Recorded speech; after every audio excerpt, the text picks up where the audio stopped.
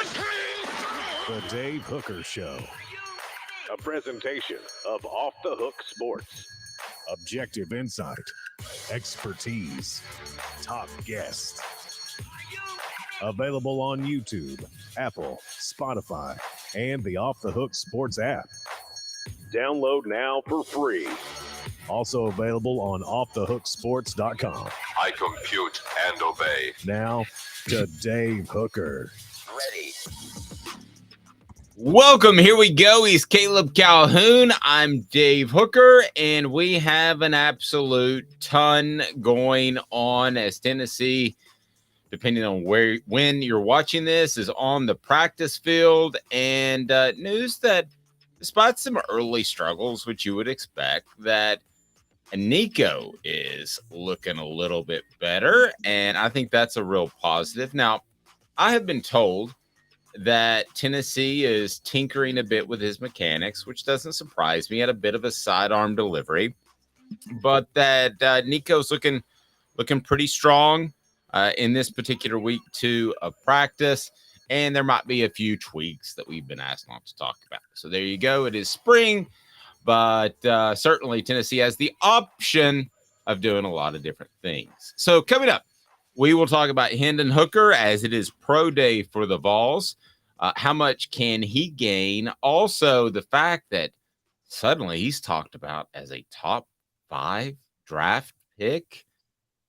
Of all the things that were very difficult to believe that happened last year, including the number of wins, including the fact that he was a real Heisman candidate, even though he didn't make the trip, that might be the most shocking one of the 3, Caleb. And I don't know if this is posturing or smoke screens to try to get other people to move up and pick a quarterback at that spot. But oh my, Caleb, for him to be even flirting with the top half of the first round, I just think is incredible. And I'm very, very happy for that young man.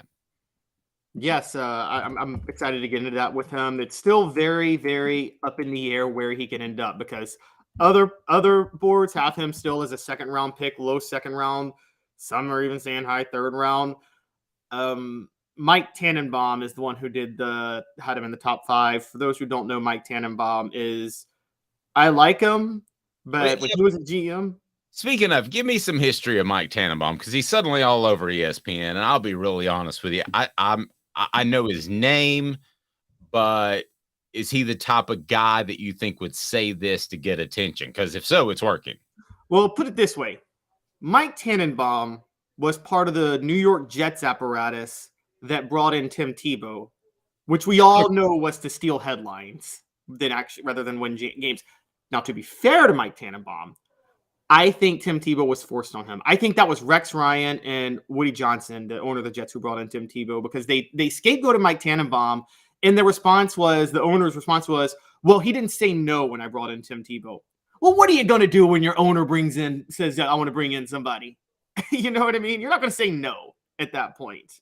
And this is why the Jets are the most pathetic, more-bound franchise of all time. I don't know why Aaron Rodgers wants to go there. I think Mike Tannenbaum actually is the reason they got to 2 AFC championships with Mark Sanchez. He actually did a pretty good job. I would never want to go there. I firmly believe that Peyton Manning decided to come back for a senior year because there was a rumor that the Jets would have the number 1 pick, and he did not want to be drafted by the Jets. And so I think they're a pathetic franchise. Well, I mean, they are, but they may be on the verge of doing something here with Aaron Rodgers. We'll see. Things change. I can remember it wasn't that long ago the Green Bay Packers were thought of in the 80s of a pathetic franchise. Who remembers the name Steve Mikowski, the Magic Man? And so your programs can turn around. Maybe Tannenbaum was the reason that they weren't that good. I don't know. We don't know what goes on behind closed doors. Tannenbaum was the reason they were in the playoffs only 2 times the last 20 years. You might well be right. But he is certainly making some noise.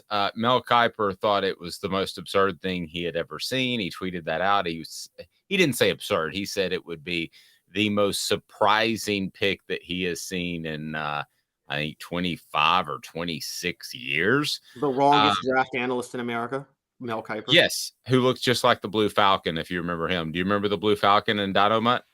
I do not. How many? We should play a game for every reference Dave has every day that I'm like, I don't know that. Yes, I think you bat about 50%, about 500. I think you do a pretty good job of that. All right, I'm gonna just start throwing in some like mid 2000s hip hop references for Dave every day and see if he gets it.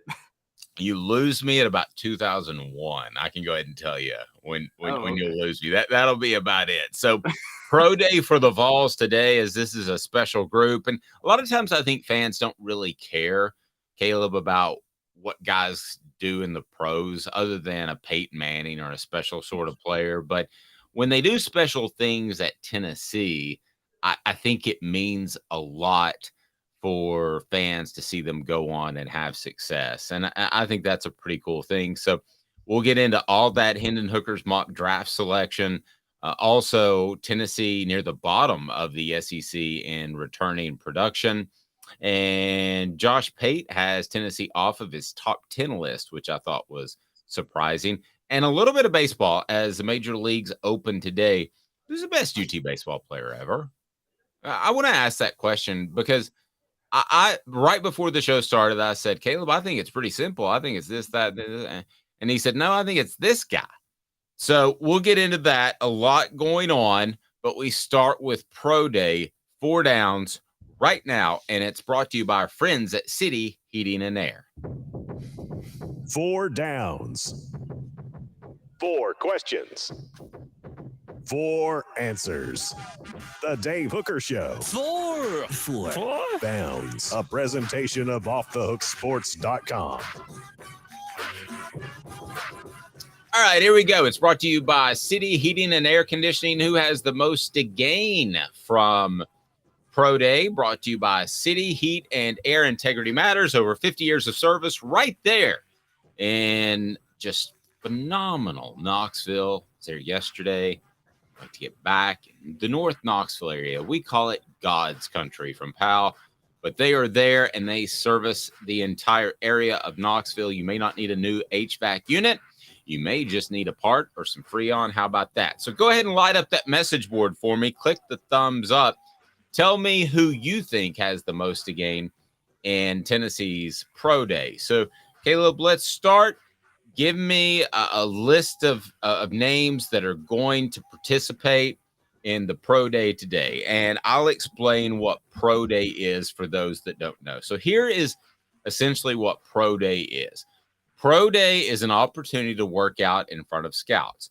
There have been times where Pro Day was inconsequential. Why? Because 3 or 4 dudes showed up, 3 or 4 scouts showed up to look at the Vols. That's when Tennessee's program was very down. There have been other times where there have literally been 50. I don't know why you need 2 or 3 from a specific NFL team, but there have been those times. I'm reminded most of all of the Jamal Lewis year in which he ran the, I think it was a 4.32 40 at 245 pounds, and everybody was like, this is unbelievable. This is wow, maybe 238 if I remember correctly. And it blew everybody away. And I was interviewing Mean Joe Green, who was with the Steelers, a scout with the Steelers, and one guy after another. I think this is going to be closer to that than closer to the times where you only need a small parking lot to get everybody in town. So click that thumbs up button. Let's go ahead and get to 4 downs and maybe more guys. We'll probably throw some more guys out there as well. And I ask you, who has the most to gain out of the players that I'm going to throw to you? So let's start with the guy that we got criticized a little bit for. And that was Jalen Hyatt. Jalen Hyatt had a fantastic season. He ran a 4.4 at the NFL Combine. The Pro Day is huge for guys that don't get invited to the Combine.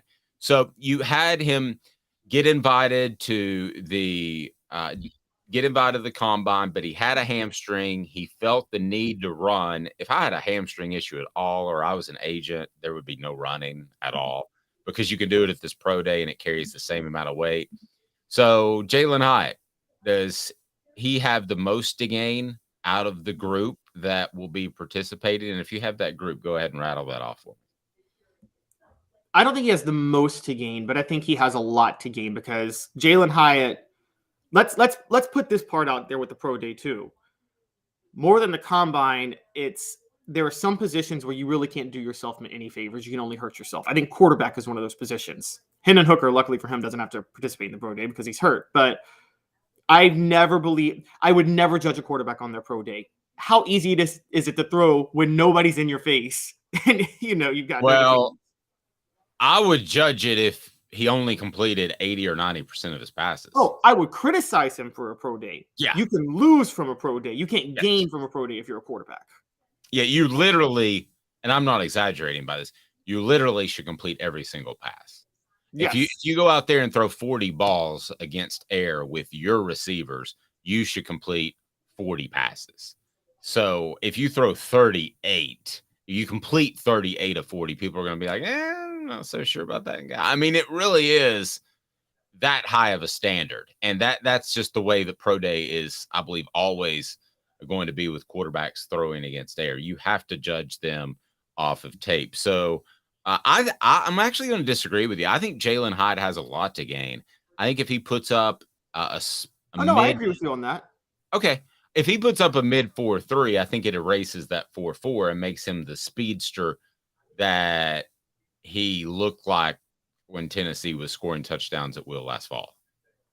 I agree. I think Jalen Hyatt could gain a lot. I just don't think he has the most to gain from pro day, but I think he could gain a lot. Don't get me wrong. I think he has. I definitely think he has a lot to gain if he gets into the 4.3 range. You're right, because right now I knocked him with that 4.4 because I noted that he, like me and you have talked about, he needs speed more than anybody else to be a great receiver in the NFL. He's a speedster.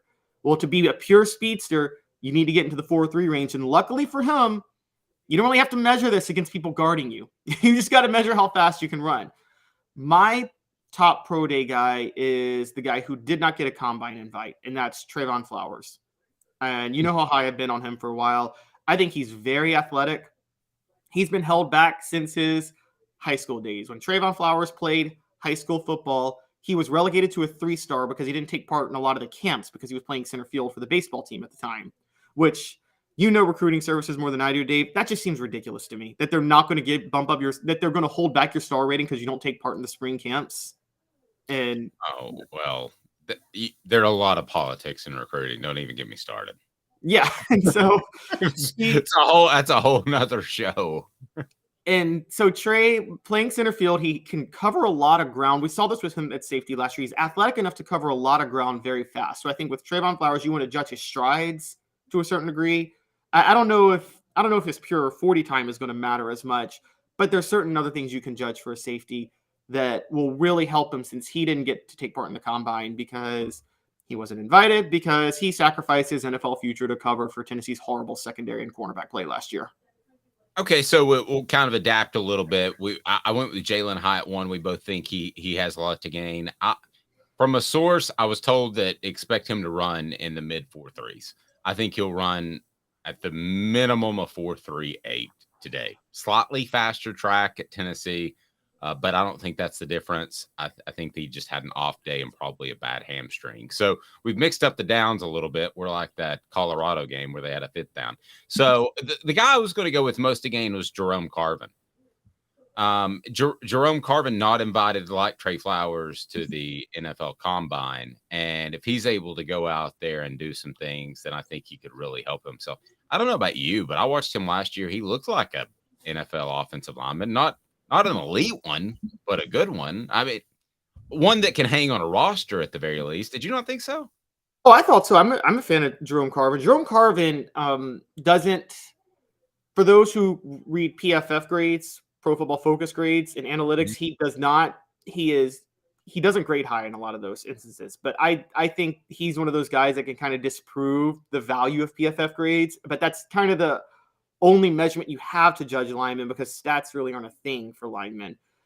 I think Jerome Carvin, the problem with pro day for me, I think with offensive line, it's similar to a quarterback. I mean, there's just not a lot you can measure with them going up against people for offensive linemen at a pro day. And I think that's the real trick. Offensive line is another one of those positions where, yeah, your measurables matter, but I mean, what game tape, the two positions where I think game tape outweighs the outweighs measurables the most are offensive line and quarterback. I don't know Okay, what you no, agree. What about Cedric Tillman? Third down, Cedric Tillman. How much does he have to gain? 4.54, which for his size is good, but man, if he could get just a 4.49, I know that doesn't sound like a lot. By the way, post on the message board who you are most excited to see in the future in the NFL, because I think a lot of people are excited to see this group. I think he has a considerable amount to gain if he could get in that 4.49. I was told that he probably will run. I'm not sure, but he could sit on the 4.54 that he had at the combine and 37-inch vertical leap. Had that great 10.8 foot broad jump. So I don't think he has a lot to gain, but man, if he could pop it up there in that 4.48, 4.49, that would be a different sort of big receiver to me, speed wise. And I think it would help him by 10 picks or so. I think it would have that kind of impact. I'm with you. I think he has a lot to gain. I don't think he's going to gain that much because I just don't think it's possible for him to gain that much more. I think he gained so much at the combine. That's such a jump. Cedric Tillman has got an advantage. See, this is what hurt Juwan Jennings a few years ago. With Juwan Jennings, he didn't have the measurables that really benefited him, but anybody who watched him play just knew the guy was a gamer. And that was a guy where you plug in the tape. And Cedric Tillman reminds me somewhat of Juwan Jennings with his physical, imposing presence and willingness to win 50-50 balls. But you can't really measure that with measurables. And then Juwan Jennings was held back because COVID, there was no preseason. And so he really didn't get to showcase himself on the field. Tillman, I think, his gameplay outweighs his measurables too in terms of value, but his measurables were so they beat expectations so much at the combine that I don't know if he can do much more at the pro day. Third down, can these guys help themselves at all? Darnell Wright and Byron Young, who had good combines. No. And I say that because Caleb, I would show up in a suit. Yeah, I would do anything. Who's going to be like, I wouldn't draft Darnell Wright after everything he's proven because he didn't do anything at the pro day? Yeah, 5 flat, 333 pounds at the combine. One of the most dominant offensive linemen against a Heisman Trophy candidate in Will Anderson. He's just phenomenal. He just had an incredible season. I can't imagine that he would go out there and do much. His broad jump was bizarro. 9.6 for 333 pounds. I mean, I told you guys early last year, this is the best natural athlete on Tennessee's roster. I'm telling you, and this is not a huge exaggeration, with the exception of Anthony Richardson, okay, this might be the best pure athlete in the draft. If you want to consider size-speed ratio, it'd be interesting to have somebody, which we might do from Pro Football Focus on, to talk about that. He might be one of the top 2-3 athletes in the entire draft, pure athleticism. Yeah, and it shocks me that, Dave, are you surprised that no one ever thought to maybe trim him down like 20 pounds and have him play defensive tackle? Because he's so athletic. If you took like 20 pounds off, you could get that 40 time in the fours.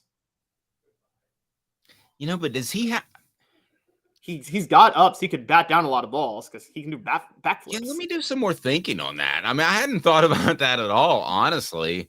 Obviously, it's worked out for him, so I wouldn't change anything in retrospect, but it does beg the conversation. Would Jason Witten have been an all-pro defensive end in the NFL? Probably. I mean, would he have been a Hall of Fame defensive end the way he is as a tight end?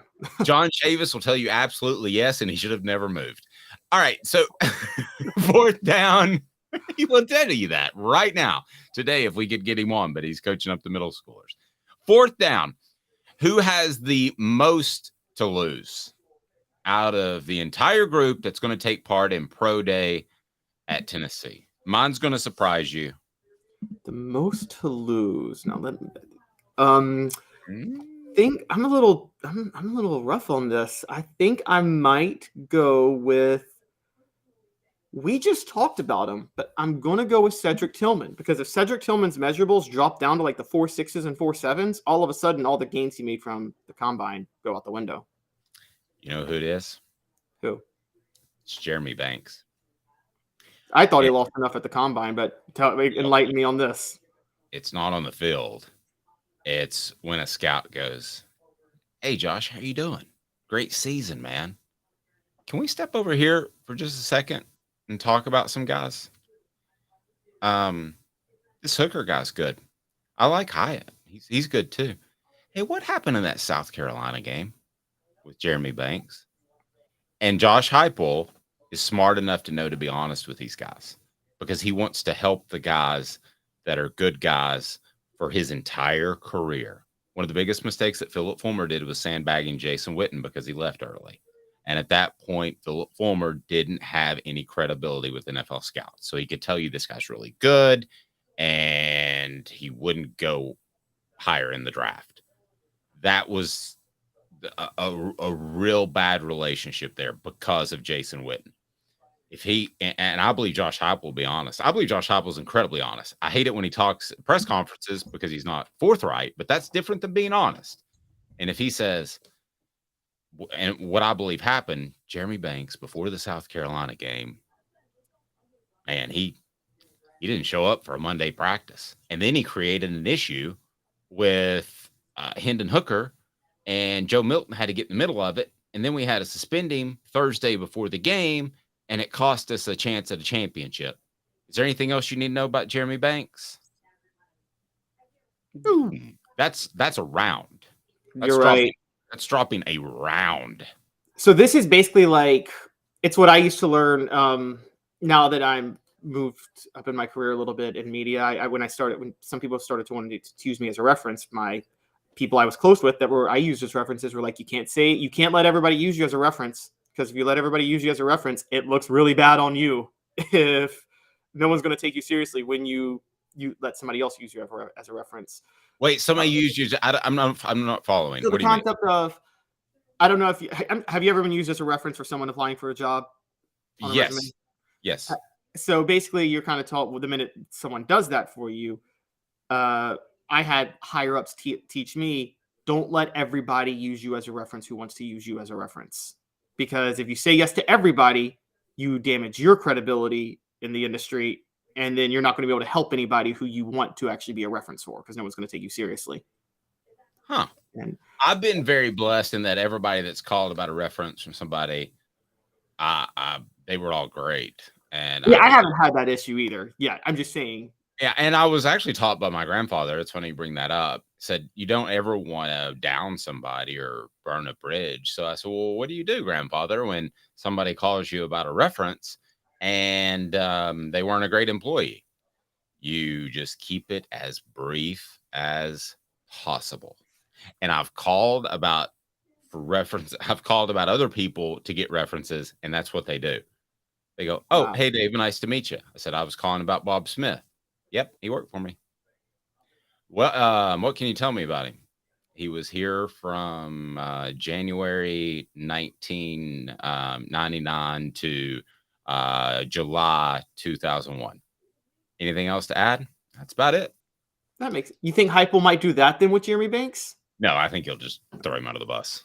Okay, so let me ask you one last question then with the full Because what we're talking about is from a legal standpoint. You actually can't defame somebody, but we're talking about public figures now. So like I couldn't defame somebody. If that ever got out, it would come back on me legally. Okay. So somebody calls you about a reference. Let me ask you this question then, because you bring up Fulmer sandbagging Jason Witten. That happened that was the 2003 NFL draft Jason Witten was drafted in. Correct. Tennessee had a top 5 class in 2002. Tennessee was consistently top 10 classes every year from 93 to 2002. It's funny you bring that up. From 2003 to Fulmer's last class, which was 2008, Tennessee had 2 top 10 classes. That was it. Do you think Fulmer sandbagging Jason Witten, do you think that got out to recruits that this guy might sandbag you and that hurt his recruiting in the future? Zero question. Really? Zero question. You're absolutely right. Yes, because the players are always honest. The assistant coaches are still going to tell you, hey, we're going to get you ready for the NFL. We're going to make sure that you're good to go. But it's the players that really hurt his reputation with players. So the players are going to be honest on recruiting trips. I know a lot of fans don't want to hear this. Please hit the thumbs up button and tell me if I'm crazy or if you think this is ultra revealing stuff, but it's kind of common knowledge to me. But the players will tell you, hey, that Jeremy Pruitt guy's a doofus. Yeah, they will tell you on the trips because they don't want bad stuff to happen to another 17-year-old after they went through it. What a lot of people don't realize is that both professional and college athletes realize how close they came to going to Georgia or going somewhere else. And they realize that it's a business. So a lot of times they'll be very honest. That's what I think helps Tennessee so well right now is that they can honestly say, this is a program on the rise. This is the program where Josh Heupel cares about you. And that's not the case across the board. So let's go ahead and get to this because this still blows me away. Are we talking about Hendon Hooker in the top 5? What the H? What the? What was he thinking? Release the hounds. The Dave Hooker Show. Keep cool. A presentation of OffTheHookSports.com. So Mike Tannenbaum gave you a bit of history, or Caleb gave you a bit of history on Mike Tannenbaum. He has Hendon Hooker in the top 5. What the H brought to you by Craft Treats. What the H, are you not taking care of your pet? Go to crafttreats.com. Use the promo code OFFTHEHOOK, and you will get 20% off the chill pills, which are CBD infused. They'll take care of your pet's anxiety issue. How about your pet's, I don't know, could have issues with arthritis? They'll take care of that. That's my pet. And also anxiety, storm anxiety, social anxiety. So Mike Tannenbaum has Hendon Hooker in the top 5. Go to crafttreats.com. Use the promo code OFFTHEHOOK to get 20% off the hook. What do you think about Hendon Hooker in the top 5? Is this fool's gold? Is this somebody talking to try to say something a little bit different when everybody's on the Stroud bandwagon? Reportedly, people are getting off the Will Levis bandwagon because he's so arrogant and egotistical. And there's the Anthony Richardson bandwagon. All of this is smoke. We don't really know. But Caleb, what do you think of Hendon Hooker being a potential top 5 pick? I'll be honest with you. I'm what the H. That blows me away if he's able to go that high. I hope and pray he does.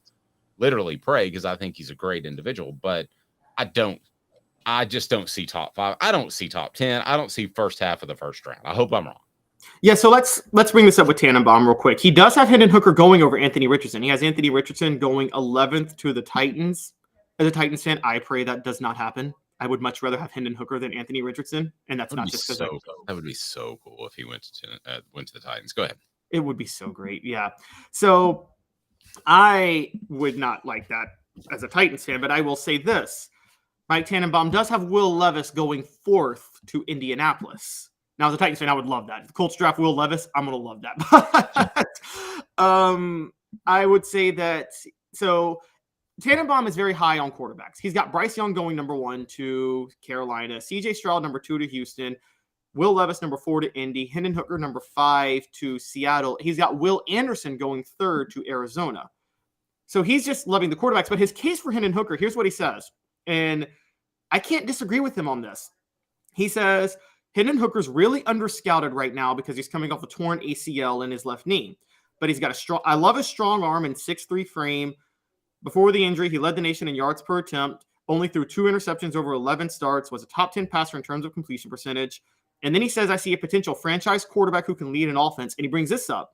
This is the Seahawks, by the way, that he has Hendon Hooker going to. The Seahawks recently re-signed Geno Smith.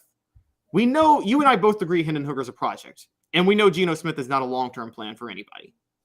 And we also know that they don't want to deal with a diva like Russell Wilson ever again. Exactly. And Hendon Hooker is the antithesis. He's the exact opposite. Antithesis. He's the antithesis to a diva. Now, Geno Smith used to be a diva. By the way, Mike Tannenbaum, I think, was one of the guys who, I think Mike Tannenbaum drafted Geno Smith to the Jets. Maybe it was after Mike Tannenbaum. I don't know. Don't quote me. But Geno Smith used to be a diva, but I think he's kind of matured now to a certain degree. Which, Oh yeah, he took a smaller contract, which no quarterback does now. I mean, Yeah. Lamar Jackson's a great example. Right, exactly. And so I think Geno Smith is look, some people mature late, and when they do, you can rely on them. And I think Geno Smith may have turned into that. But what is he, 33? That may be me. Go ahead. Yeah, honestly, I said this. I would never have been cut out to be famous at 25. I would have said so many things that got me in trouble. But well, I agreed. Not for you, but for me. Go ahead. But yeah, so Geno Smith, but no matter what, Geno Smith is not your long-term plan. So Hendon Hooker, we know he's a project. Sit 3 years, develop in the system, come out at, I mean, he'll be 27 then. I know that's a little bit later than your average quarterback, but I think he's more than willing to do that. And I think he'd still have a lot of athleticism and ability in him. And we know Pete Carroll is willing to work with a quarterback like him. So I don't think this is as crazy as people think. The only reason it might be a little crazy is that, look, it's more likely than not that if you want Hendon Hooker with the 5th pick, you're going to be available with Hendon Hooker in the 2nd round. That's what I was going to ask you. With Tannenbaum, is this a value thing, or is this where he thinks he'll go based off team needs? Because there are 2 different mock drafts, right? There's just who you think is the best, and then where you think somebody will fall. Because I'll go ahead and tell you, my top 2 picks would be Will Anderson,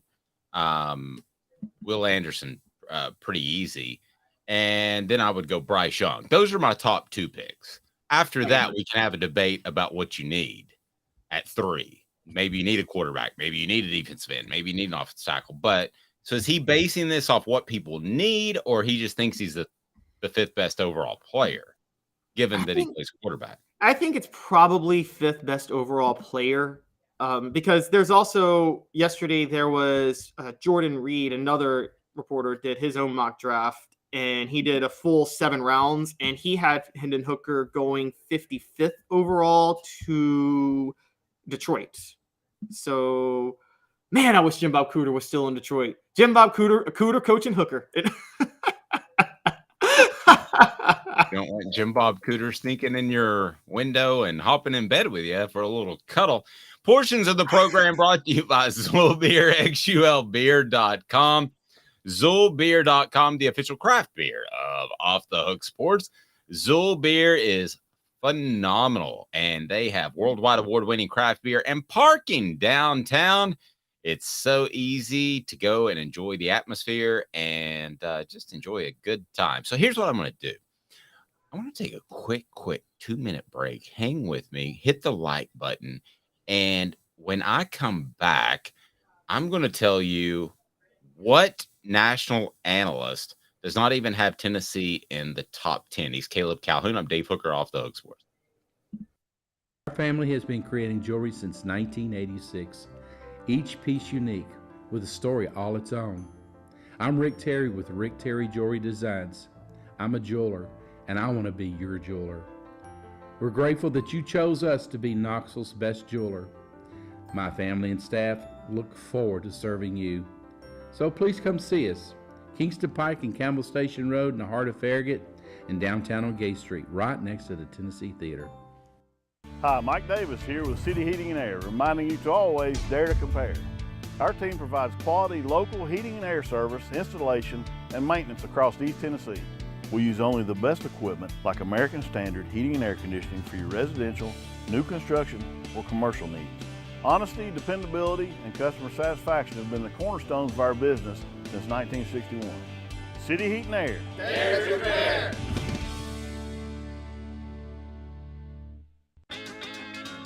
Craven Wings has the cleanest, healthiest wings in town. We pride ourselves on our slogan, always fresh, never frozen. Come try us and discover the difference yourself. New location now open at the Markets at Choto. With all that sun, sand, and salt water, the beach is a very relaxing place. Unless you wear contacts. Ow! Open your eyes to the best the beach has to offer with LASIK vision correction from Campbell Cunningham Laser Center. Ah. Do you want to own the more that owns every job? Then get to Vassey Lawn and Garden in Cleveland and get you a Toro. I'm David Vassey, here to talk to you about Toro. With a Toro Zero Turn, you'll get more out of every minute and you'll reach the finish line faster. At Bassey's, we like to say, no matter if you're mowing 3 acres a week or 11 lawns a day, homeowners and business owners alike find confidence in equipment they can trust from top to bottom. Bassey Lawn and Garden, Highway 60 North in Cleveland. Man alive, it's worth the drive. Today's tough question. Take a side. Take a stand. The Dave Hooker Show, a presentation of offthehooksports.com. Today's tough question brought to you by Craven Wings. It's on our Twitter feed. Please go follow that so you can get updates on the show. It's at the Dave Hooker or at OTH Sports Media, and he is at Caleb Calhoun. At Craven_Wings for the best wings in Knoxville. They're phenomenal. They bring you today's tough question. And this is a little out of left field, but I'm watching the high school basketball all-star events this week, which include a slam dunk contest in the game. And I'm watching Bronny James, who I think is a good player. Caleb, I don't think he's the next LeBron, but I thought I'd throw this out there for funsies before we get to that national analyst who does not have Tennessee in the top 10 preseason, which blows me away. So the Craven Wings today's tough question: would Bronny James have a bigger impact than Nico if LeBron's son signed with UT? Not expected, just asking. So how do you think that it's shown up so far? I posted it this morning. I'll give you the percentages. What do you think? And let's hear from it on the message board, because I could make a strong argument that Bronny James, who is not the talent that Nico is, would have as big of an impact from a PR standpoint at Tennessee as the best player, be it Nico or Arch Manning or whoever in football. What say you, Caleb Calhoun? I mean, LeBron going to the games would be the impact. As in terms of a player, right? I still think your poll is probably 70% no. You're pretty close. It's 65%. 65% say that it would still be Nico, that he would be the guy that would have the bigger impact on Tennessee's program. I'm going to disagree. I think Josh Heupel's so good at recruiting quarterbacks and may get a Merklinger this afternoon. He's supposed to announce at noon on Thursday. So I think he's so good at recruiting quarterbacks and can get those guys. Nico has had a big impact because he's been an incredible recruiter. But had you told me before I knew all of that, you can have a Nico who's number 2 in the nation by most services to Arch Manning, or you can have a Bronny James for the betterment of the program, I would have said Bronny. And Bronny's not even the best one, as you pointed out yesterday. Yeah, he's not. Again, Bronny needs some development. He has NBA potential, but he shouldn't be a one and done, but he probably He's more of a shooter to me than LeBron. Yeah. He's a better shooter at his age. He's a better age. shooter, but he's not going to be as big. He's not as good of a passer. He's not as good of a rebounder, and he's not as versatile of a defender. And so, but you're right. He is a better shooter. And that is a look. The big thing in LeBron, probably the one thing that kept LeBron from being the greatest ever, was he could never get above 75% from the free throw line. If he could have ever gotten above 75% from the free throw line, I think we might be talking about LeBron as the greatest ever. But because he can never get to that point for his career, that held him back, quite honestly. And so so you're saying LeBron isn't the best ever? No, it's not like I'm not going to do that debate with you. No, I'm just saying I'm not one of those heart-shaped pictures of Michael Jordan in my room. Like, oh, that's Josh Ward, actually. Who he's got the picture in the background of the Hangover game. He's not able to join us today. He's got to be in a wedding, but he'll join us on Thursdays. That's Josh. I know you're not that guy. Yeah, but I actually go by numbers, and I'm an advanced stats analytics guy, and if you look at analytics, Michael Jordan is the best player. LeBron's the second best, but Michael Jordan is the best. And there's no third or fourth. Those two tower above everybody else in history. No Kareem. He played when the NBA, half of Kareem's career was when the best talent was in the ABA. He played in the most watered down league possible. LeBron is by far the best player ever to play in the NBA. And I'm going to leave it at that. We'll have that for another day when we introduce our numbers. NBA Do not show. bear that out, Dave. Okay, Josh Pate. Let's get rolling on this. Josh Pate leaves the Vols off the top 10 list. He has Ohio State at, I'm sorry, who does he have at 10? Josh Oregon? Pate has at number 10, he has Oklahoma. Oklahoma at 10. Okay, so he's got Oklahoma at 10. He's got Southern California at 9, Utah at 8, Penn State at 7, Notre Dame at 6, Clemson at 5, Ohio State at 4, Michigan at 3, Alabama at 2, Georgia at 1. Do we know for sure with Josh, is this just a list of what teams he thinks are the best in order or where he thinks they'll finish? This is the state of the programs. State? Okay. All right. And that's why I think this warrants, as much as we love Josh Pate, and I like him, this warrants some criticism. Well, I think it warrants a lot of criticism. I mean, OU is still trying to find its way with a defensive coach that is not going to, and I told you this last year, and Oklahoma fans got all over me on the message board. They've got a defensive coach, and to run tempo and offense and to build your program around that with the defensive coach is nearly impossible. Ask Tim Banks, Tennessee's defensive coordinator. Southern California, sure. I don't have a problem with them being at 9. Utah, I think, is kind of a funny, interesting pick, but fine. They won 2 straight Pac-12 titles. For whatever that's worth. But that's fine. If it's stability, yeah, that's fine. Penn State in at 7. I mean, I guess, but there's just no scintillating sex appeal there. Notre Dame at 6. See, I'm critical of that one. Well, let me run through them all, and then we'll pick them apart one by one. Okay. Notre Dame at 6. Okay. Again, though, I think they're limited. They just lost their offensive coordinator. They're limited in Notre Dame is going to have a hard fall this year. They hired a players coach. It got them through last year, and they had a respectable year. They're going to have a hard fall this year. You heard it here first. Clemson at 5. Clemson will improve stability of the program. Yeah, I guess. I mean, but still, with stability of the program, I have to ask myself, they just hired Garrett Riley, who's Lincoln Riley's brother. Is Garrett Riley going to be a great coordinator or not? You would think so with what he's done previously, but I don't know that. At Clemson, I don't know if Dabo Swinney's going to look over his shoulder. I wouldn't think so. Ohio State at 4. I got that. But trust me, people are going to start to get frustrated with Ryan Day because of the way he handled the college football playoff and not calling the timeout. And he's supposed to be their golden child. It would be kind of like Tennessee hiring Philip Fulmer and Philip Fulmer not having success early. Well, it's very similar to Philip Fulmer not winning a championship until 98. People were frustrated that they got another Johnny Majors that would knock on the door, but wouldn't ultimately win a championship, which he did. So he was able to erase that. Michigan at 3, stable, sure. Alabama, and then Georgia at 1. All right, who would you have Tennessee above on this? All right, let's go state of programs real quick. This is state of programs, okay? Right? Oklahoma is obvious. I'm with you. Oklahoma, you don't want to say they got another Jeremy Pruitt, but they might have gotten another Jeremy Pruitt. And my brother pointed this out to me last year, and I never thought about this, but Dave, you've covered coaching hires and things like that. Isn't it a red flag when someone is an elite coordinator and they're stuck in a coordinator role for 10 years and they never get an offer? John Chavis? Yes, there you go. Like they've had success and they never get, that means people know things, right? Mm-hmm.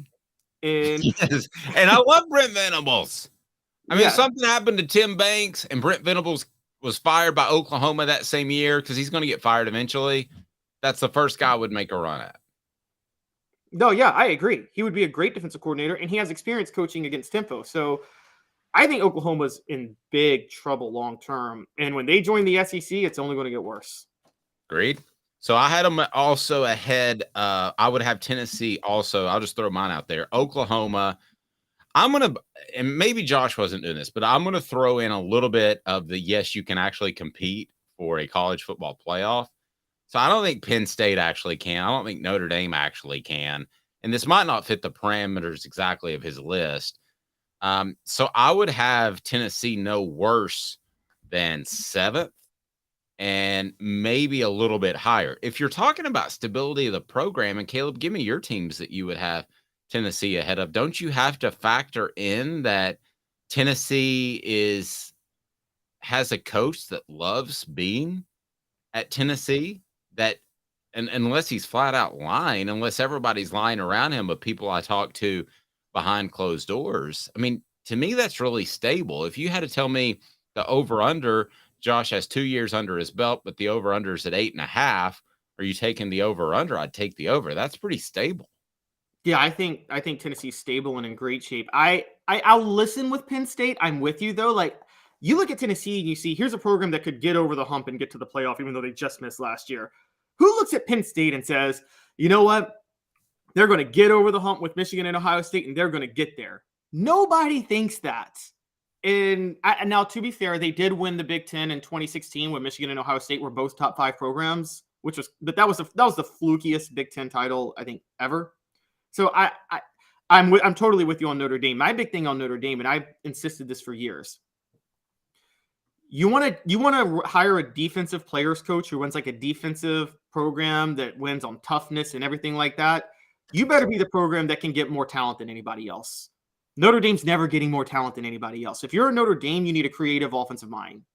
Yeah, I agree. You can't win at Notre Dame for 2 reasons. You have no control over discipline, and it's tougher to get kids into school. You have recruiting limitations. You cannot win there. That's why Brian Kelly left. Yeah, that's why Lou Holtz. This is nothing new. This is almost 40 years old. And Brian Kelly's a creative offensive mind. And by the way, I think we all know that Urban Meyer would have preferred to go to Notre Dame over Florida if he could have actually gotten them to loosen some of these standards that they had. But you couldn't, and they never will. Exactly. And this is why they're going to be stuck in perpetuity. Notre Dame's not a top 30 job to me anymore. I mean, honestly, I can think of 30 schools I'd rather coach at than Notre Dame right now, if you name them to me. Yeah, I go split personality. Like, I've got the little Notre Dame guy on one shoulder, the little leprechaun on the other shoulder. I've got reality. I'm like, Notre Dame, not a 30 job. That sounds crazy, but you're probably right. Yeah, not a top 30 job. Mad respect for Dan Orlovsky. I think he does a great job on ESPN. He and Stephen A had this debate last year, and Dan Orlovsky's a college football guy, so it kind of bothered me that he said this. But maybe when you're stuck in college football so much, you get too wrapped up in tradition and you lose reality. He was like, Notre Dame's a better job. And Stephen A. Smith, who's not a college football guy, was like, LSU's a better job by a mile. And this was when Brian Kelly was close. It's not close. LSU's a way better job. And so, yeah, I think Notre Dame, I don't think Notre Dame's a top 30 job, the state of the program without, and now that they don't have a creative offensive mind. And by the way, guys, I'm saying that Tennessee can't just hire a bland Kirby Smart, Nick Saban that wins with defense and running, because they're never going to get the talent Georgia or LSU could get. They have to have a little bit of creativity in their offense. But boy, do they have that with Josh Heupel. And I think LSU's probably a top 5, 6, 7 job. I think LSU's a top 1 job. It's a top 1 job. There's LSU and then there's every other job. I'm with you along the lines of thinking. I wouldn't put it quite there, but I'm pretty close. It's pretty good. I mean, it's pretty hard not to win there with the amount of talent. So who would you have ahead, or who would you have Tennessee ahead of Pate's list? And it's brought to you by Campbell, Cunningham, Taylor, and Hahn. Campbell, Cunningham, Taylor, and Hahn. I had my visit yesterday. No glasses, no contacts, love and life. It is phenomenal. Campbell, Cunningham, Taylor, and Hahn. Vision correction, whether it's cataracts or whether it's you need LASIK like I had, or you just need the regular old checkups. They can do that at their vision centers. Campbell, Cunningham, Taylor, and Hahn, and they're local. How cool is that? Campbell, Cunningham, Taylor, and Hahn, absolutely love them. So of that group, who would you have? Okay, Tennessee so all right, so I would have. I think it's give me one at a time, and I'm gonna call shenanigans if you got somebody. If you got Tennessee ahead of somebody they shouldn't be. So give me one at a time. We're going to play shenanigans on the program. Okay, so the 3 that are very clear to me, and there's 3 that are clear cut. There's one that I'll listen that I think is 50-50. So I'll start with a spoiler, the 50-50. I think Penn State's the 50-50. I would put Tennessee, but I can listen to Penn State over Tennessee. I got Tennessee over Penn State. Ain't close. Okay. Wow. There you go. No shenanigans there. None. All right. So Oklahoma, not even a question for me. Tennessee's a better job. Tennessee's a better program than Oklahoma right now. Closer now that they're in the SEC, but I agree with you. No shenanigans. Yeah. Okay. This is a new bit, by the way. I'll get it produced. Shenanigans. Tennessee is clear-cut a better program than Notre Dame. I think every school on here is a better program than Notre Dame. No shenanigans. Agree. All right. So you got to bear with some shenanigans here. Okay. Well, Dave, I'm going to give you some. You got to bear with me on this. And I hope you think Alabama or Georgia, I'm going all out shenanigans. No. But I hope my wife is listening to me like from upstairs right now when I bring this up, because this is going to be hilarious. Because I got to give her a shout out. What I'm about to say, I get from her. Utah. Tennessee's a better program than Utah. And there's a couple of reasons. One, Utah winning the Pac-12, you agree, that's their max out. They're not going to the playoff and ever winning a national title. They could slip into the playoff. Maybe, but they're not going to win a national title.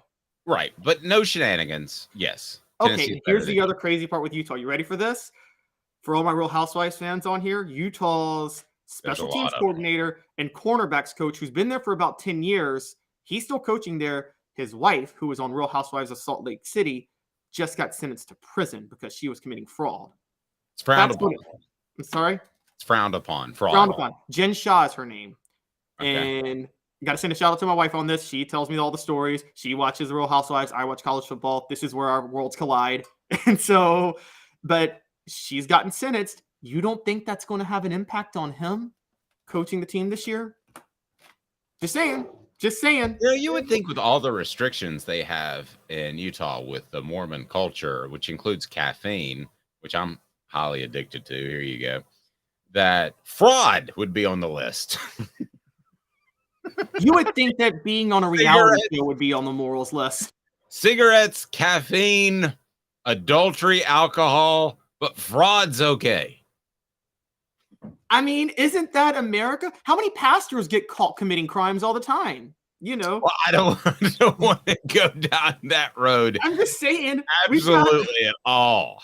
I mean, look, I covered firsthand the Southern Baptist Convention scandal a couple of years ago that they have been covering up for sex crimes for 30 years. But okay, that sounds like great fun. No. Yes. I mean, you know, basically whenever there's institutional religion that gets too big, stuff like that happens. I think when any institution gets too big. You're right, when any institution. I mean, stuff like that happens. What is it? Nothing corrupts so absolute as absolute power. By the way, the Craven Wings poll continues to roll on. The Craven Wings Today's Tough Question brought to you by Craven Wings. And I was at Craven Wings, got some to go, and it really was craving some rings right now. Man, it was very good.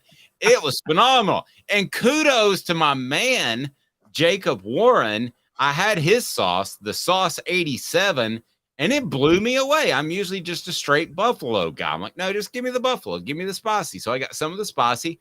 I got some of Jacob's Sauce 87, and it was absolutely phenomenal. Phenomenal. And it had this lemon flavor. I can't wait to eat more for like a brunch here momentarily. But the Craven Wings Today's Tough Question. Would Bronny James have a bigger impact than Nico Iamaleava if LeBron's son signed with UT? Not expected, just asking. Nico, 68%. Bronny for PR gets just 31%. I'm kind of impressed that I even got that much. Tennessee's production ranked on a national scale after this, and you might want to be just a little bit concerned if you're a realistic Tennessee fan, because a lot of guys are going to have to step up to replace some key players that we talked about that'll be involved in Pro Day and the NFL. Stay tuned. Off the Sports. He's Caleb Calhoun. I'm Dave Hooker. And Craven Wings South North Shore location, where we've heard people say that you can get the best wings in East Tennessee. Pero ¿quién es este? El número 87, Jacob Warren. I'll just do 6 of my Sauce 87, please. Imposible, señorita. Dale 6 más. Look at these wings. Perfectas, deliciosas, fantásticas. Man, I don't know what you're saying, but it sounds awesome. How do you say fresh, never frozen in Spanish? Frescas, nunca congeladas. Make your way to Craven Wings and get you 6 más. What was funny about Cadis, we were a full continuum of care at that time. We had detox, We had inpatient, we had outpatient. So we were doing a lot of the things that we do now. But now we just do them so much better. It's really a simple program, but we're complicated people. I am what I am, and now I got to do something about it. You can take your life back. Call Cadis today. Got cataracts? We can fix that. Never miss another moment. With a little help from Doctors Campbell, Cunningham, Taylor, and Hahn at cctis.com. Do you want to own the more that owns every job? Then get to Vassey Lawn and Garden in Cleveland and get you a Toro. I'm David Vassey, here to talk to you about Toro. With a Toro Zero Turn, you'll get more out of every minute and you'll reach the finish line faster. At Vassey's, we like to say, no matter if you're mowing 3 acres a week or 11 lawns a day, homeowners and business owners alike find confidence in equipment they can trust from top to bottom. Vassey Lawn and Garden, Highway 60 North in Cleveland. Man alive, it's worth the drive. Our family has been creating jewelry since 1986, each piece unique with a story all its own. I'm Rick Terry with Rick Terry Jewelry Designs. I'm a jeweler, and I want to be your jeweler. We're grateful that you chose us to be Knoxville's best jeweler. My family and staff look forward to serving you. So please come see us. Kingston Pike and Campbell Station Road in the heart of Farragut and downtown on Gay Street, right next to the Tennessee Theater. Objective coverage. Hey, that's new. If we get caught, we're going to jail. The Dave Hooker Show, a presentation of Off the Hook Sports.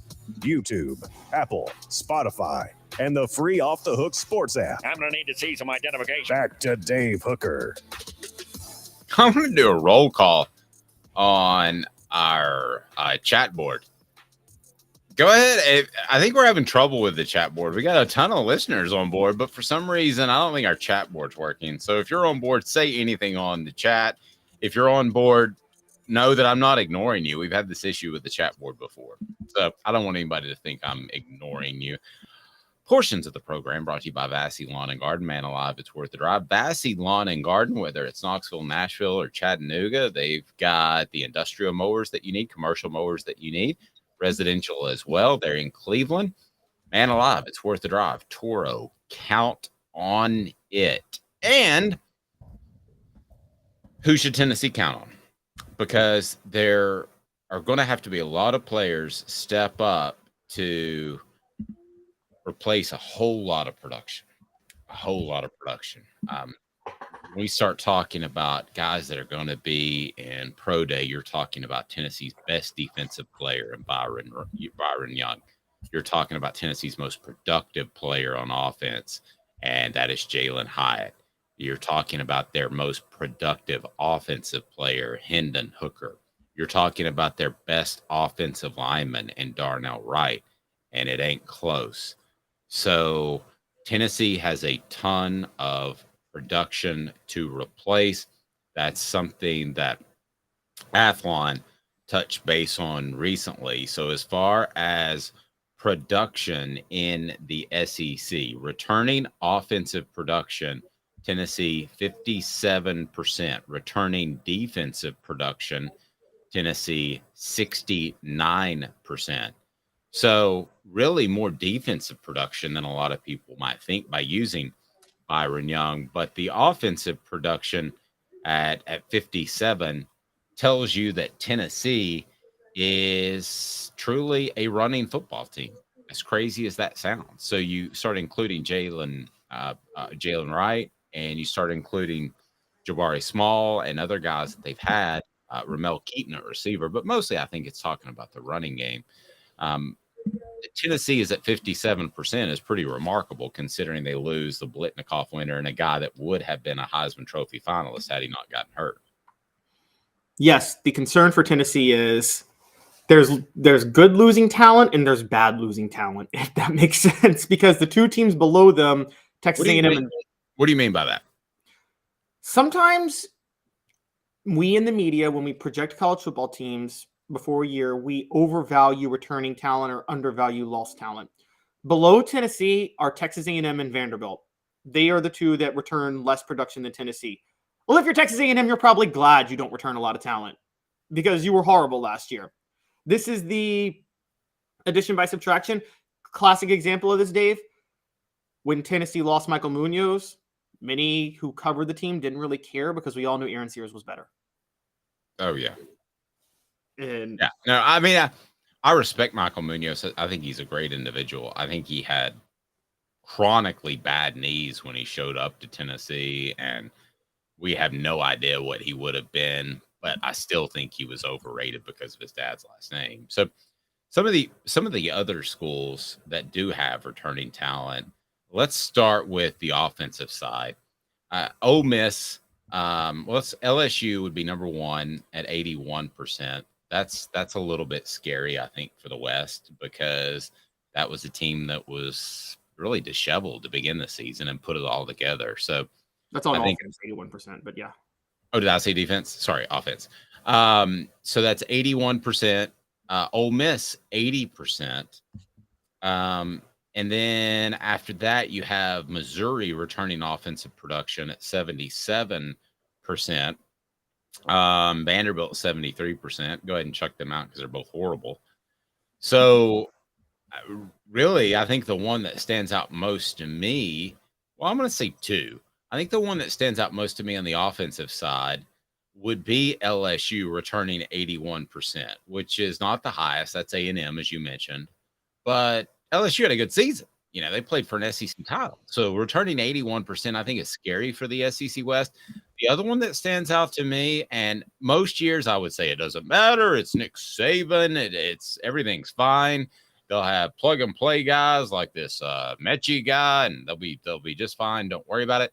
But Alabama with 43% returning offensive production, including Bryce Young, who I think was the best player last year in college football. He got my Heisman vote.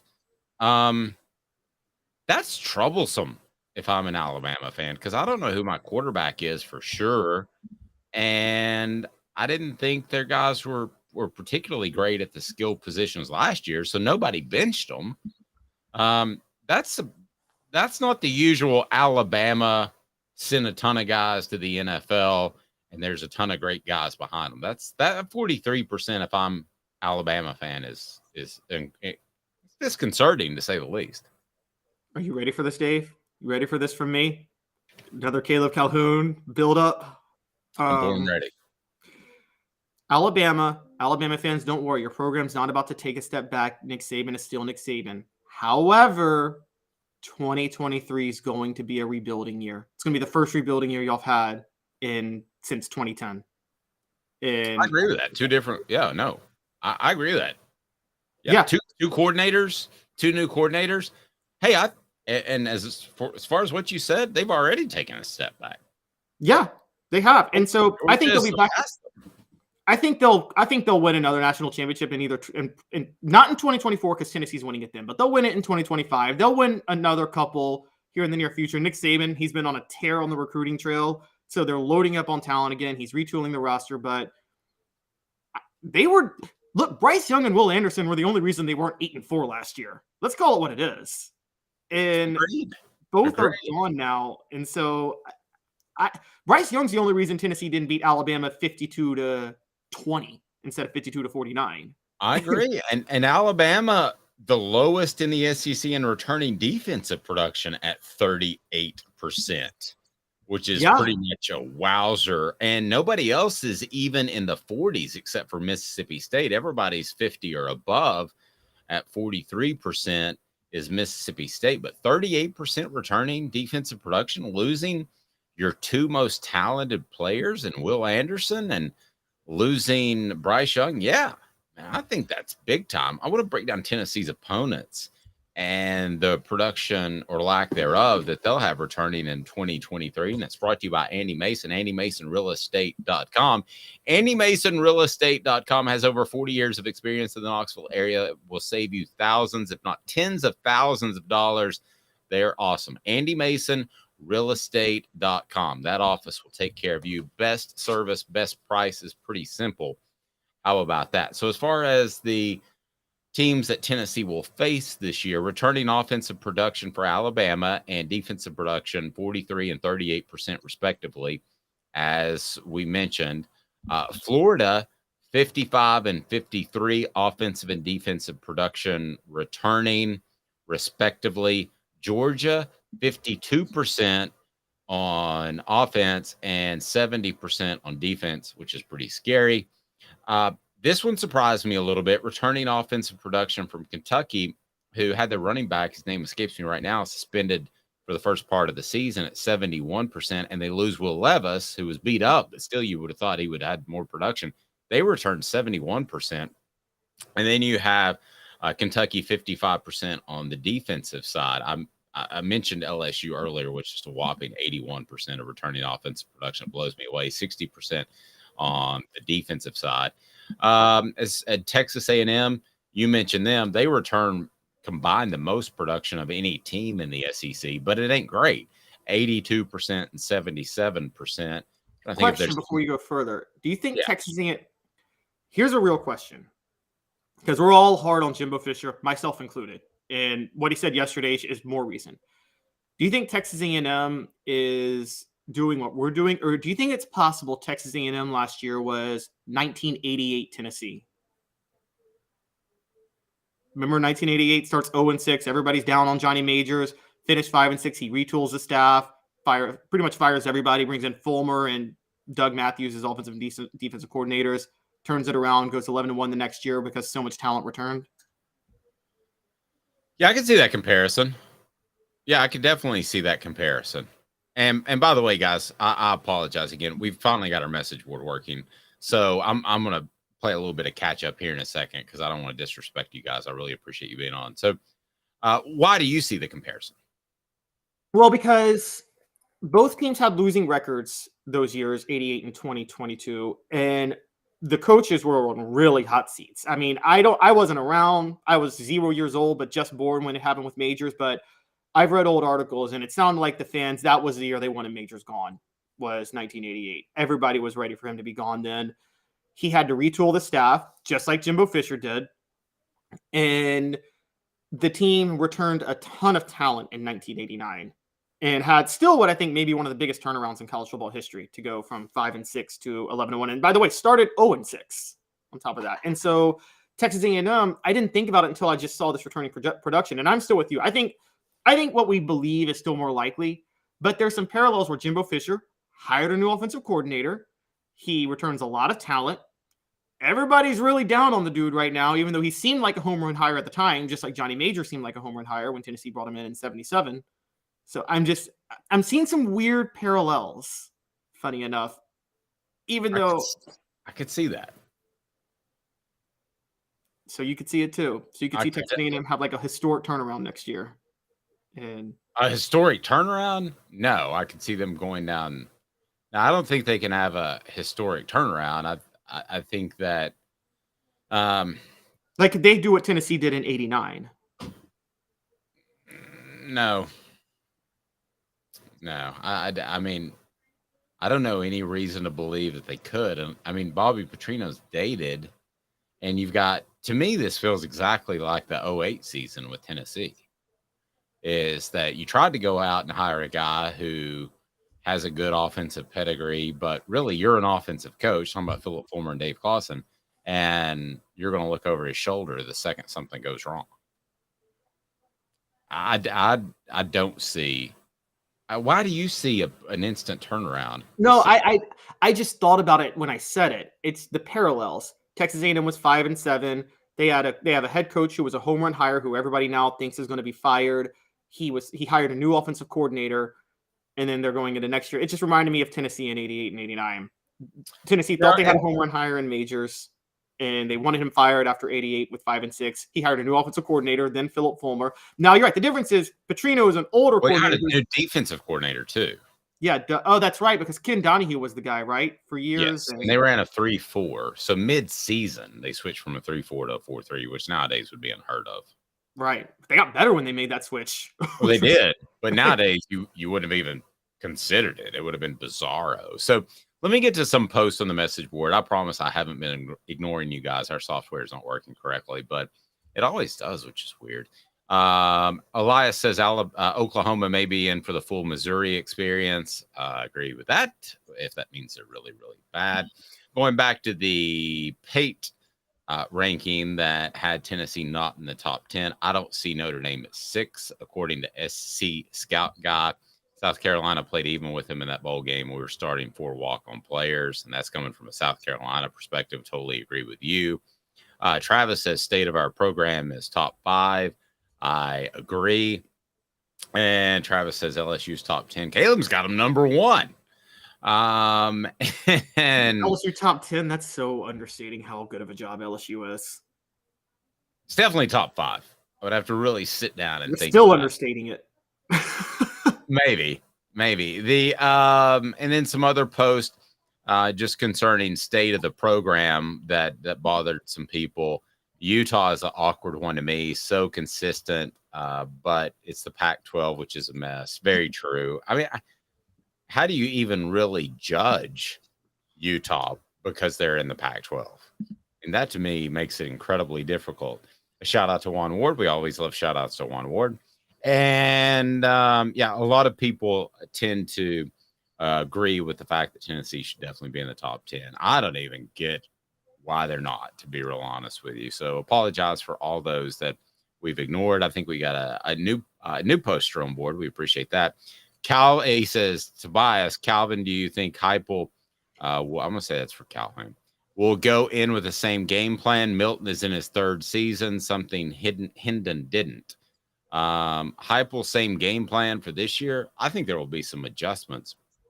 I think you'll see Tennessee throw over the middle a lot more with slants, little dig routes, because that suits Joe Milton. And, I wonder if they have the option to do some other things. Let's put it this way. The option to do other things. Hendon Hooker averaged about little under 10 carries a game. Joe Milton, I don't think they're going to be afraid to have him carry the ball 15 times a game, 15, 16 times a game because of his size, because he's so physically gifted. You might have I'm just going to project here.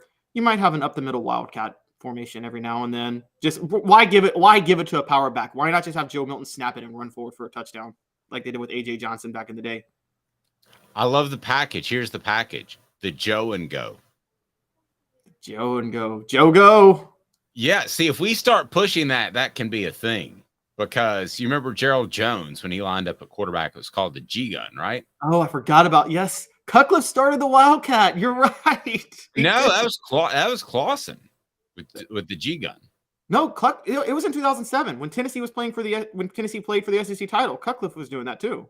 No, that was 2008. I know because John Adams and I named it, and Dave Clausen used it at a press conference, and I don't think he'd care if I told the story now, but Philip Former pulled me aside after practice and said, "Where'd y'all get that G-Gun?" And I said, "John Adams made it up," who was Philip's least favorite person in the world. And maybe expletive, and that was the end of that.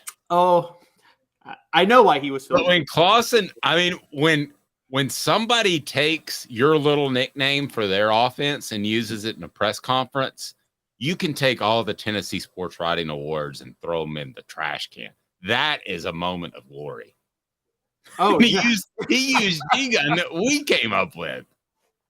That's so funny. That is so funny. Now I'm seeing more. Look, Fulmer is way more PC about it. I've heard Ramon Foster. I can see why, if you were a Fulmer loyalist playing for Fulmer, why you have such strong anti-Dave Clausen feelings. Fulmer, to his credit, tries to stay a little classier about it. But yes. More on Tennessee's football practice. Smoky Mountain Red says, "I'm excited to see Cameron Sullivan at running back." I am too, but there's a part of me that wonders if they just needed depth there because they don't want to get the proven tailbacks banged up, and he's that guy. So I could see that going in one of two ways. I could see him being very good as a bigger tailback, or I could see Khalifa Keith showing up in the summer and that's his role. And then suddenly Selden doesn't really have a role. So I'm not saying that's the case. Nobody's told me that, but that's a possibility. And Tobias says, I'm really cheering for Hooker. Well, thank you. I appreciate that. Is he referring to me or is he referring to Hendon? Pretty sure Hendon, since we talked about Hendon Hooker. Yeah, that's fair. Oh, Dave, we got it. Yes. Sorry, before we go away from the returning talent, I want to know your thoughts on this because Tennessee visits Missouri this year. Okay, don't laugh, but Missouri is second in overall returning production to Texas A&M. They were, hold on, just hear me out. I'm struggling. They were 6-7, and they should have won 4 games last year. They lost them in the last second. Should have even beaten Georgia, and they were 6-7 last year. I'm just saying, they were 4 plays away from 10 wins last year. But here's what Missouri is, and Tennessee has to visit them. As long as Eli Drinkwitz is there, here's what Missouri is and will always be. It will be a house built on a sand foundation. He didn't even have an offensive coordinator before this year. He essentially did it all himself, which, whether it's title or not, that you're just not going to go out and get a good, innovative mind that doesn't get that title. Titles are important to coaches. It helps you move up the ladder. So whether or not Josh Heupel is the offensive coordinator, at least he's named an offensive coordinator, right? But by not naming one, you basically undermine your ability to go out and get one. You're a me guy. Eli Drinkwitz isn't going to do anything in Missouri. Now that the East is better. But that's where I'm going. So, but typically, historically, if a team loses a lot of games that are very, very close and returns a lot of talent, they get over the hump and start winning those games the next year. So, I'm just saying they should have gone 10-2 last year. I think Eli Drinkwitz is a bad coach, and I think it's a poor foundation. I'm mostly with you. I just want to point out those things that, like, I didn't think about it until I saw it, how close they were in so many of their losses. It's the reverse of Phil Steele, who never lets us forget this. If Phil Steele reminds you of anything to his dying wish, he will be the one to say, I predicted Tennessee's 2005 disaster before anybody else did. That's what he says in every magazine, that he always goes back to, hey, guys, don't forget I was the one who picked them to have a losing record in 2005. Not that he would ever go back and reference himself. You've got to be talking about somebody else. 2 minutes. Who is Tennessee's best all-time baseball player as Major League Baseball opens? I want to have this discussion. And could he be a guy that we've talked about that hasn't had his Major League Baseball career yet? Caleb and I have very different takes on that. But the best Tennessee baseball player on opening day, we discuss after this. 2 minutes off the Hook Sports with Caleb Calhoun. I'm Dave Hooker.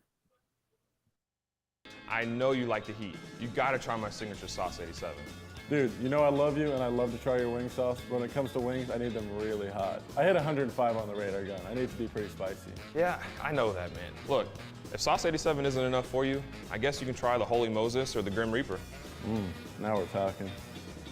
Take it from these Farragut Admirals. When you're craving wings, it's got to be Craven Wings. Visit them online at cravenwings.com. With all that sun, sand, and salt water, the beach is a very relaxing place. Unless you wear contacts. Ow! Open your eyes to the best the beach has to offer with LASIK vision correction from Campbell Cunningham Laser Center. Hi, Mike Davis here with City Heating and Air, reminding you to always dare to compare. Our team provides quality local heating and air service, installation, and maintenance across East Tennessee.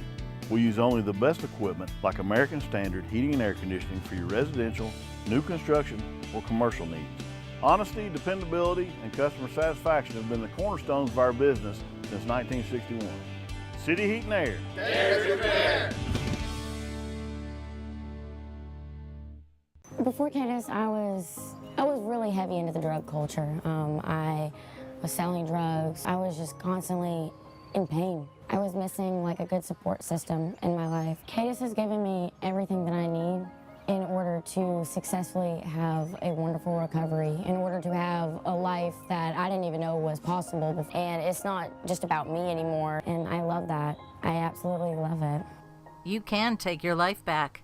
Call Cadis today.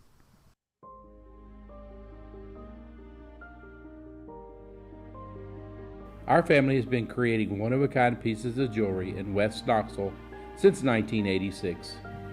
Each piece is a combination of unique processes that bring your idea to life. Every day in our shop, a truly special item with a story all its own is being manufactured in our facility, bringing the history and family sentiment into a whole new generation of life. We're grateful that you chose us to be Knoxville's best jeweler, a title that we value and respect. Because to me, being a jeweler and owning a jewelry store are not the same thing. I'm Rick Terry. I'm a jeweler, and we want to be your jeweler. Kingston Pike and Campbell Station Road in the heart of Farragut, and downtown on Gay Street right next to the Tennessee Theater.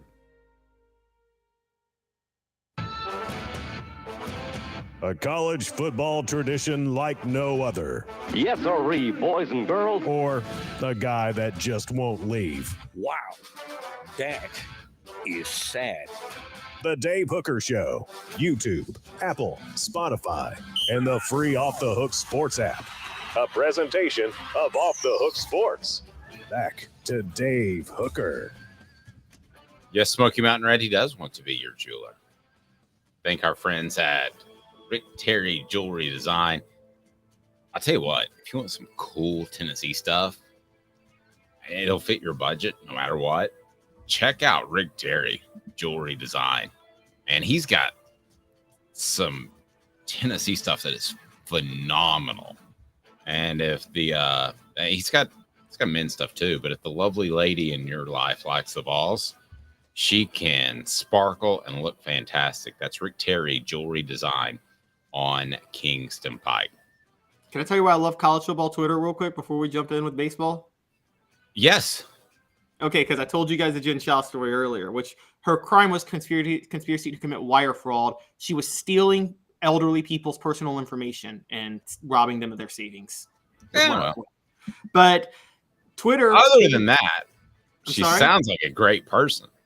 Well, Twitter, Mr. Monston913 a couple of years ago when this broke says, if Jen Shaw ruins the Utah Utes football season or Coach Shaw's mojo, I'll never forgive her. If you want to defraud the public, go for it. But don't mess with the Utes. That's right. That's right. You know, the worst thing you could do is ruin my football team season.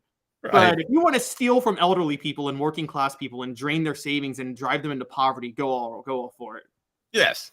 And take away inheritances and affect generations of people.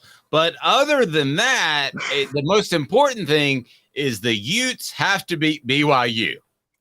Yes, exactly. Is that what we're saying here? You have to be the champion of the Mormons.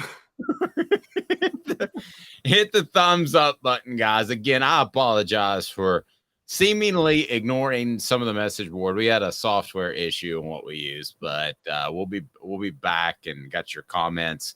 And tomorrow, Smoky Mountain Red, I can see him now, says sounds like a Vol fan. By the way, so two things are about to hit a renaissance period. It's college basketball.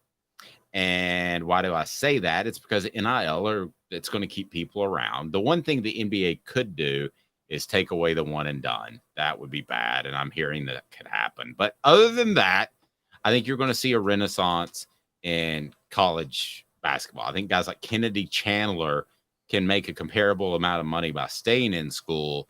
And certainly that's going to be the case at bigger basketball programs like Duke, North Carolina, on and on. So the money that they pay to a lot of these guys in the first round is not tremendous. So you're going to have NIL money offset that. But the other thing you're going to see as far as a renaissance, Major League Baseball. I don't know how much spring training you watched. And if you're wondering how this connects to Tennessee, hang with me, please. I don't know how much spring training you've watched, Caleb. But the simple fact is the pitch clock, the bigger bases are going to change baseball, and it's going to be for the better. So they open today. You're going to have more small ball.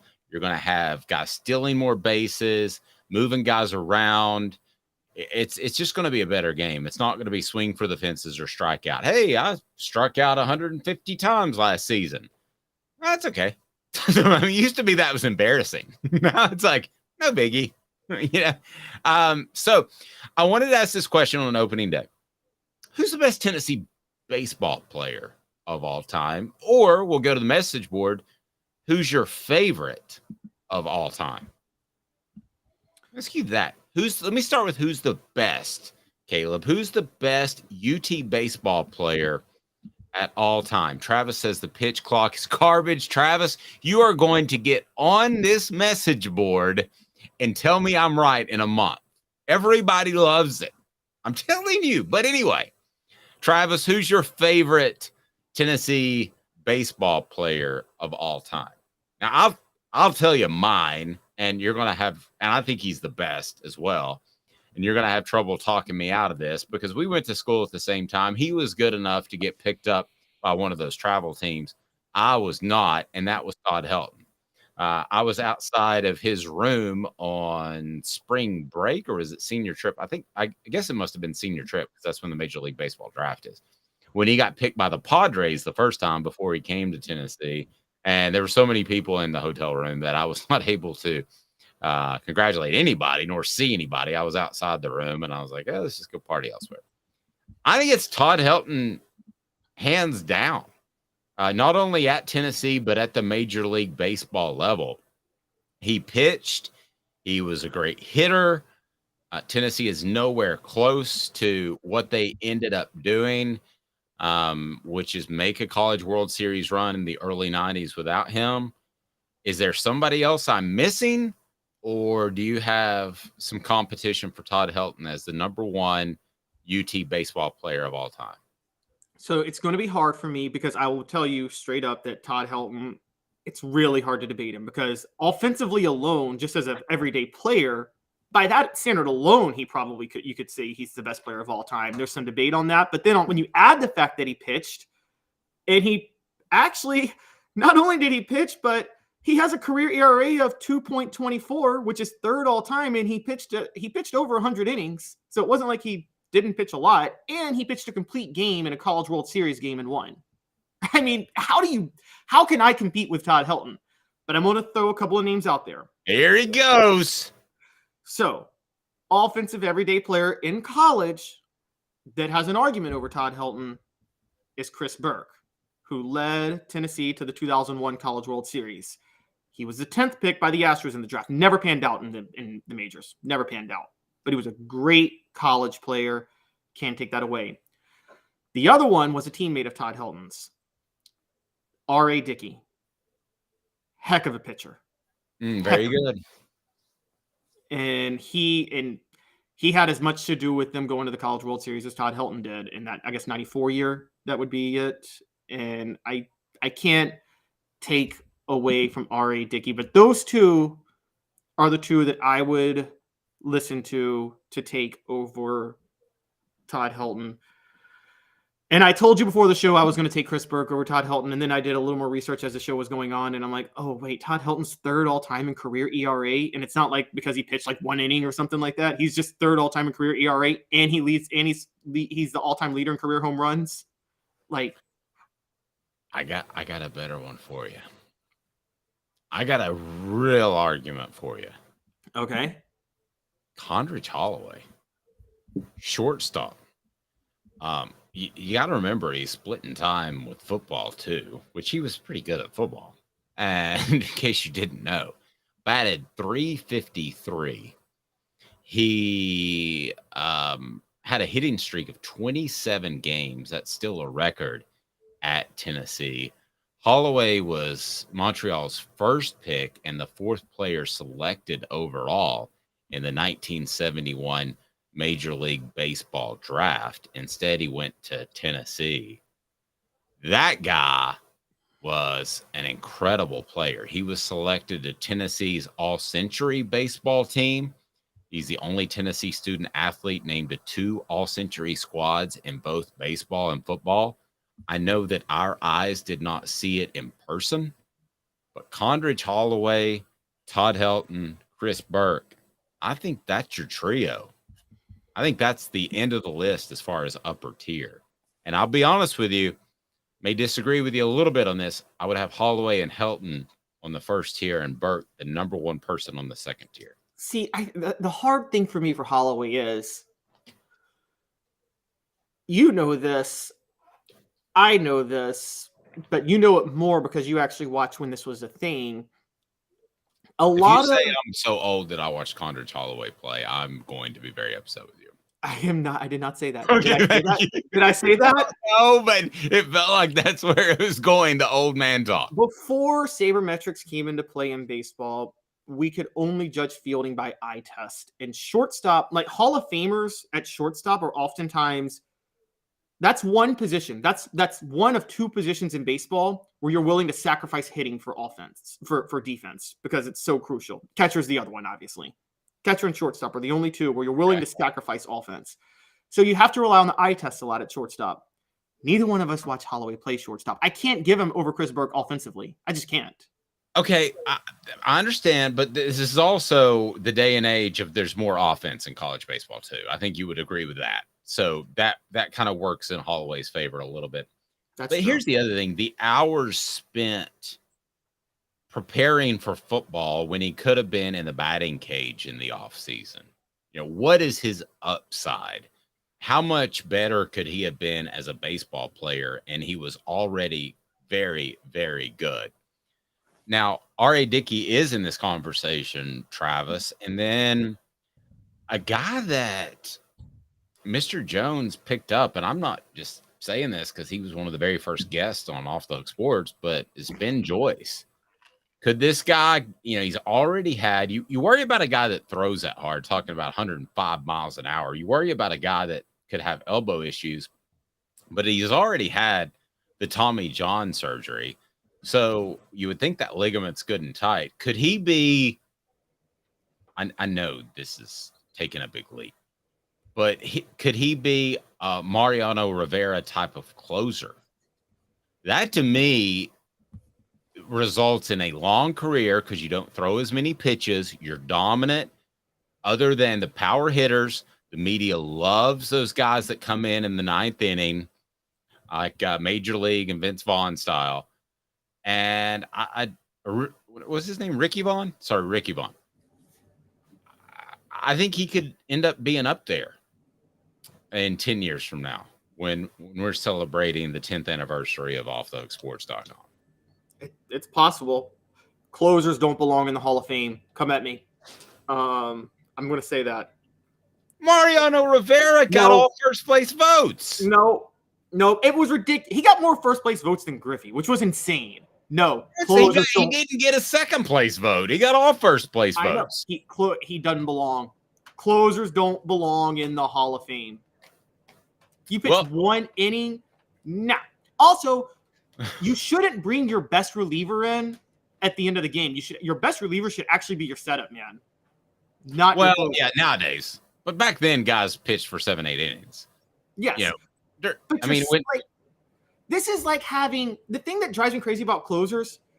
If you had a pinch hitter who was a great pinch hitter, no one would say put the pinch hitter in the Hall of Fame. No one. Or a 6th man of the year in the NBA. Like, there are some great 6 men of all time. No one says this player should go into the Hall of Fame because they were the best player on the bench on their team. Wow. I can't tell you other than that one. I'm a Yankees fan. Other than that one Diamondbacks game that I thought Rivera is definitely going to win this, and he did. I mean, that's pretty good. That's like 99.9%. He also is the reason that the Yankees blew the 3-0 lead to the Red Sox. He choked that first game that the Red Sox won.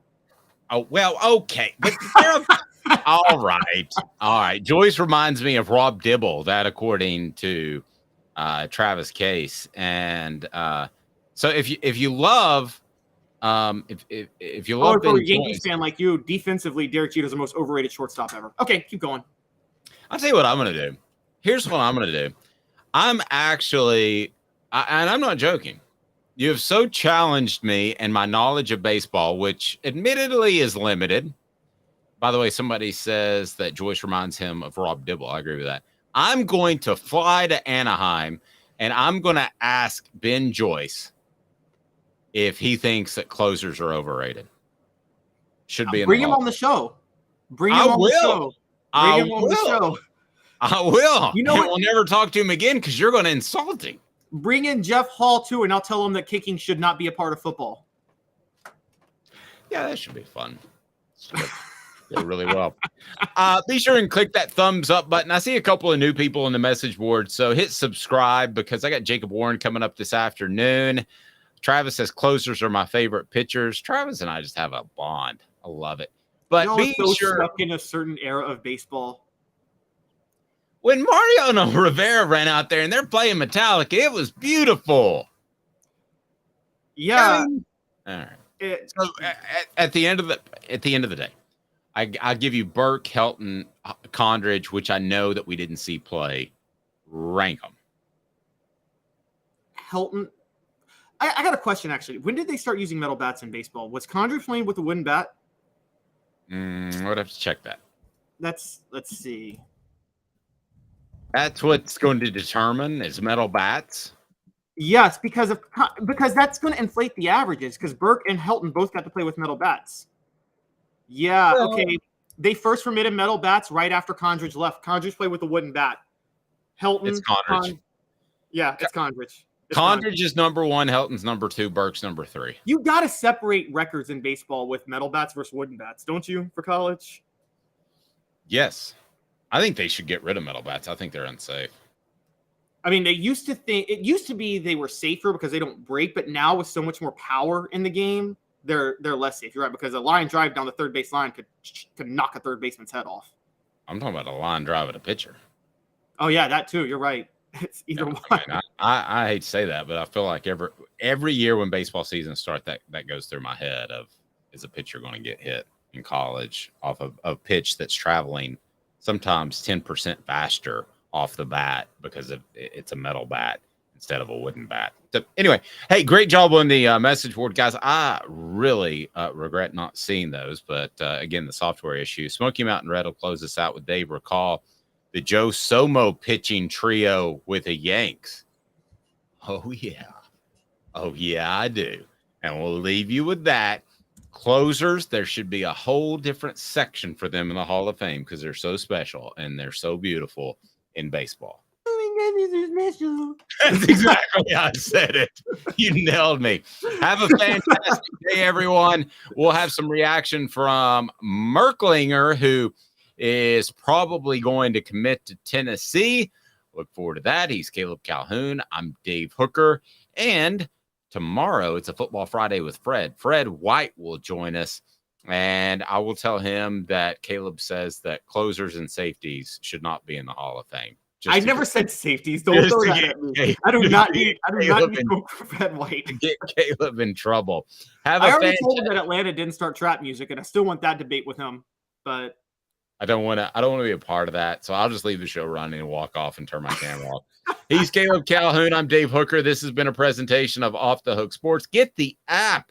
Turn the notifications on. I found out that a bunch of you don't have your notifications on when I was doing analytic research. So that means you're not getting updates throughout the day as far as stuff we add. And it's a lot more than the show. But the show, 10 a.m. Eastern time, weekdays. He's Caleb. I'm Dave.